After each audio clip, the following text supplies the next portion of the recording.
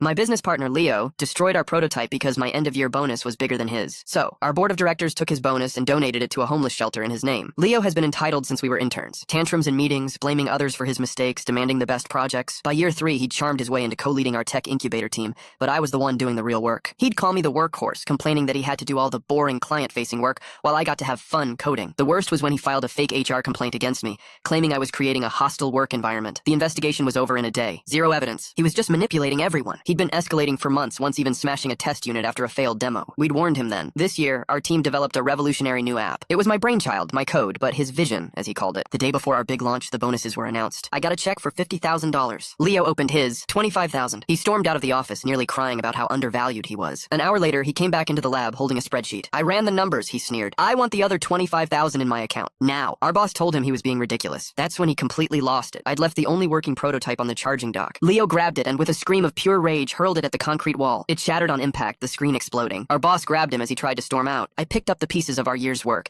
my hands shaking. Security escorted Leo out after reviewing the CCTV footage. HR immediately began documenting the incident. Leo, you're fired for gross misconduct, our boss said, his voice low and dangerous. A few minutes later, I heard Leo crying in the hallway. He didn't even apologize. My boss came to my desk. Don't worry about the prototype. We're handling this. We filed a police report for malicious damage to company property and notified our insurer. 2 days later, my boss called me into his office. The board has approved the forfeiture of Leo's discretionary bonus, he explained. After payroll reconciliation, HR has issued you a settlement check. Rebuild the prototype, keep whatever's left. Leo came back the next day to collect his things. He cornered me by the coffee machine. I talked to my lawyer, he said, his voice smug. What you did is constructive dismissal. Our boss, who had been quietly listening, walked out. Leo, he said, his voice ice cold. Our legal team is more than happy to discuss that with your cousin. But since you're so concerned with what's unacceptable, the board has a final announcement. He turned on the large monitor in the conference room. It was an email from our company's CFO to the entire staff. The subject line, corporate donation in honor of recent events. The email explained that, in lieu of a forfeited bonus, the board had unanimously voted to make a $25,000 corporate donation to the city's largest homeless shelter, in Leo's name. You see, Leo, my boss said, as the email notification pinged on every computer in the office. We believe in giving people what they deserve, and you deserve to be remembered for the one generous thing you've done this year. Leo just stood there,